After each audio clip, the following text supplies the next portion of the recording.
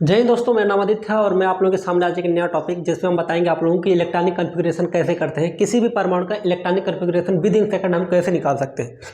आप लोगों को पहले पता होगा या आप लोगों को पता हो गया, मैंने बताया हूँ ऑलरेडी इसके बारे में कि कोष क्या होता है। पहले समझते हैं। जैसे देखो, प्रधानमंत्री या जैसे राष्ट्रपति और उपराष्ट्रपति, तो अगर किसी के आगे उप लगा दिया जाता है तो क्या होता है, उससे छोटा होता है।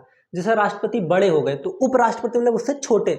तो अगर मैं आपसे कह दूं कि कोष बड़ा होता है कि उपकोष, तो जाहिर सी बात है कोष बड़ा होगा और उपकोष क्या होगा, छोटा होगा।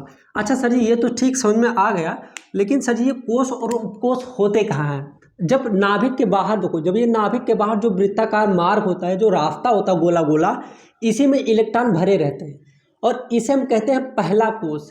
मैंने बताया कि क्वांटम नंबर में कि n बराबर 1 को बोलेंगे कोष, लेकिन कैसा कोष? पहला कोष, दूसरा कोष, तीसरा कोष, चौथा कोष।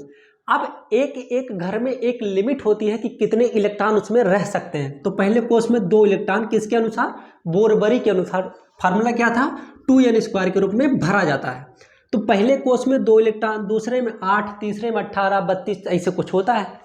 तो इसी में देखा गया, एक वैज्ञानिक थे, सोमरफील्ड नाम वैज्ञानिक थे वो, तो इसी में से कोष में से खोदियार के देखे तो उन्होंने मिला एक छोटा सा, क्या मिला? उपकोष मिला। तो कहा यार अच्छा, कोष में भी, कोष से भी छोटे होते हैं उपकोष। और उपकोष जब देखा तो उपकोष 4 हो गए, एक S, P, D और F। तो अफबाउ के अनुसार जो इलेक्ट्रॉन भरा जाता है S, P, D, F, ये जो इलेक्ट्रॉन भरे जाते हैं ये अफबाउ के नियम से भरे जाते हैं। अब ये अफबाउ नियम क्या कहता है, ध्यान से सुनो, कि जो S उपकोष होगा, S में होते हैं 2 इलेक्ट्रॉन और P में होते हैं 6 और D में कितने होंगे? 10, मतलब 4 का अंतर होता है। और F में कितने होंगे सर जी? 14 होंगे। ठीक है, SPDF क्या होते हैं? उपकोष होते हैं और ये क्या होता है? कोष। तो नॉर्मली आपसे अगर वही से भी डायरेक्ट क्वेश्चन पूछ ले कि कोष बड़ा होता है कि उपकोष, यहाँ कोष बड़ा होता है कि उपकोष, तो क्या होगा? कोष बड़ा होता है उपकोष से। ठीक है, कोष में क्या मिला सर जी? कोष में उपकोष मिला, इसी को कहते हैं कक्षा। इसी को क्या बोलेंगे? कक्षा, या उपकोष क्या बोलेंगे? उपकक्षा बोल सकते हो, कोई दिक्कत नहीं है। अब इलेक्ट्रॉनिक कॉन्फ़िगरेशन कैसे करेंगे सर जी? तो इलेक्ट्रॉनिक कॉन्फ़िगरेशन बहुत ही सिंपल तरीके से, ध्यान से देखो।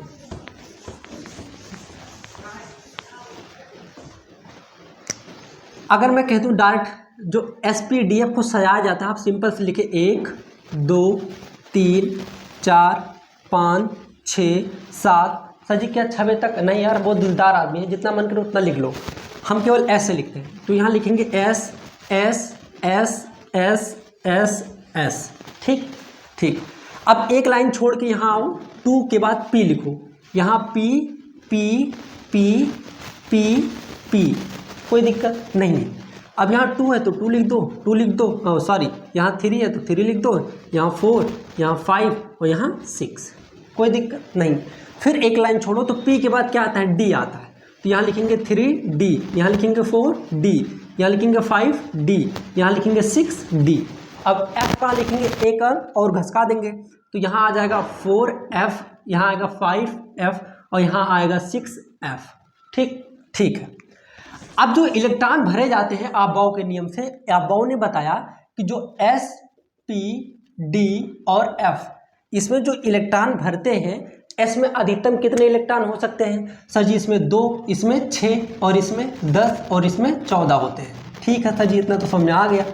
तो जब S में पहले इलेक्ट्रॉन S में जाते हैं, फिर किस में जाते हैं? 2S में जाते हैं, फिर 2P में, फिर 3S में। एक ऐसे मतलब एक बीकर टाइप होता है, फिर पहले इसमें भरेंगे, फिर इसमें आएंगे, फिर इसमें, फिर इसमें, फिर इसमें, फिर इसमें, फिर इसमें, फिर इसमें, सर जी फिर इसमें, फिर इसमें, फिर इसमें।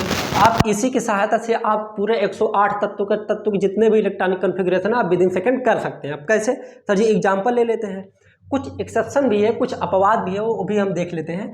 जैसे अगर मैं कोई कह दे कि सर जी एल्युमिनियम का बताओ, एल्युमिनियम का परमाणु क्रमांक कितना होता है? 13 होता है।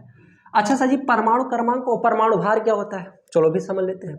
जैसे मान लो कि ये कोई बोरा है, मान लो मेरा बैग है, तो बैग भार जो होता है, भार कहाँ उठाया जाता है? भार बाबू कहाँ उठाया जाता है? भार हमेशा सर पे उठाया जाता है ना। तो जब भार सर पे उठाया जाता है तो मतलब अगर इसका जो दुगना मान लो 26 या कुछ भी आए, 26 या 27 आए, तो जो ऊपर लिखा होगा ऊपर तुम क्या लेकर चलोगे, भार, तो ऊपर जो होगा उसे बोला जाता है भार और जो नीचे होगा उसे बोला जाता है परमाणु क्रमांक। कोई दिक्कत नहीं है।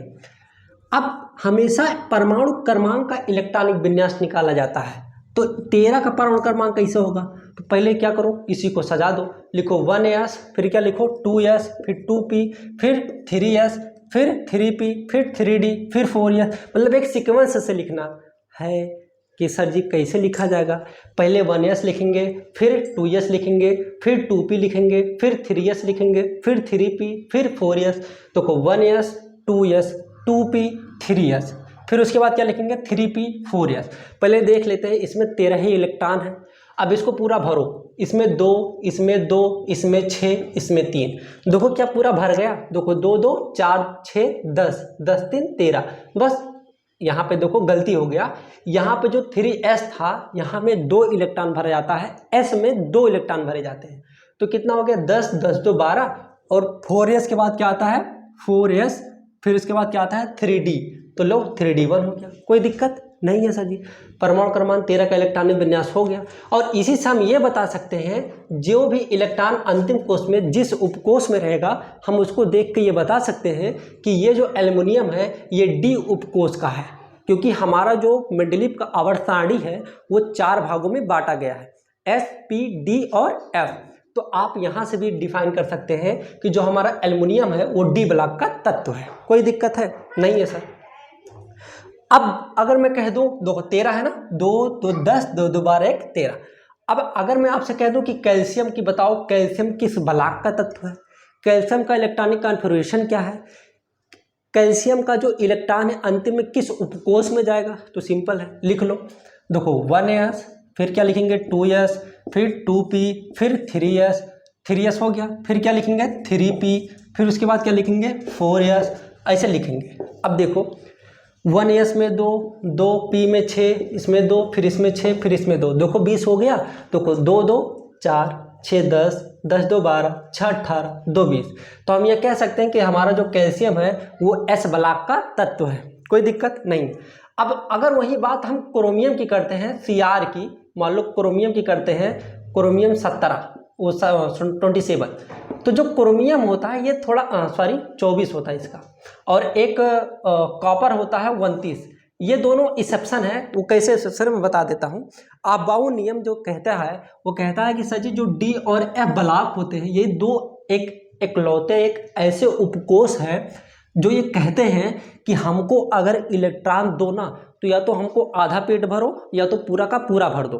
ठीक, जैसे बाबू कहने का मतलब सिंपल सी चीज़ है कि डी में कितने इलेक्ट्रॉन होते हैं 10, और खाना कितने होंगे, कक्षा कितने होंगे सर जी 5, 1 2 3 4 5, 1 2 3 4 5। अब इसमें जो इलेक्ट्रॉन भरा जाता है 2 3 4 5 6 7 8 9 10, तो ये कहेंगे, ये डी और एफ कहता है कि हमको दो, या तो 5 दो, और या तो इलेक्ट्रॉन भर दो, या तो 10 भर दो। ठीक, या तो पूरा भर दो या तो आधा कर दो।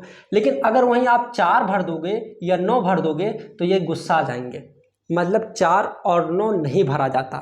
वैसे ये F जो है, F में 14 होते हैं, तो ये कहेगा या तो हमें 7 दे दो या तो 14 दे दो। अगर ये इसके पास अंतिम में 6 होगा या इसमें 13 होगा तो ये आपस में रिसिया जाएंगे।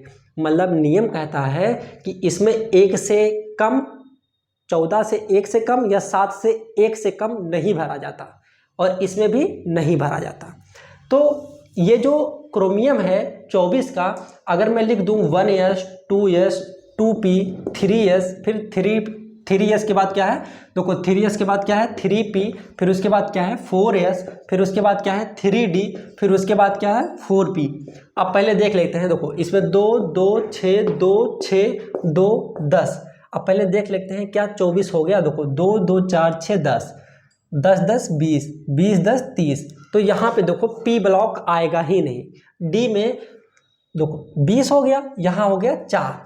अब देखो मैंने जस्ट बताया कि ये डी ब्लॉक में 4 इलेक्ट्रॉन है। अब डी रिसिया जाएगा, कहेगा हमको दो या तो 5 दो, क्योंकि 1 कम नहीं होना चाहिए, 5 से 1 कम या 10 से 1 कम नहीं होना चाहिए। तो ये 5 कहेगा बगल वाले से, ये कहेगा हमको दे दो, क्योंकि हम हमारा जो नियम है हमको 5 मिलना चाहिए या 10 मिलना चाहिए, तो ये एक इसको दे देता है और इसके पास एक खाली हो जाता है और इसमें आ जाता है 5। ये इसका इलेक्ट्रॉनिक कॉन्फ़िगरेशन हो गया।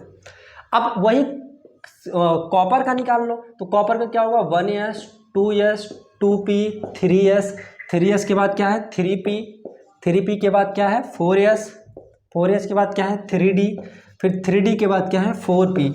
अब 29 है ना, दो कॉपर का 29 है, तो 29 कैसे भरेंगे 2 2 6 2 6 2 10 और इसमें 6। देखते हैं कितना हो गया। देखो 10 20 30 30 6 36। तो 4p के बाद क्या है 4p के बाद क्या है 5s 5s, फिर 5s के बाद क्या है 5s के बाद क्या है 4d। सॉरी यहाँ गलती हो गई, नहीं सही है।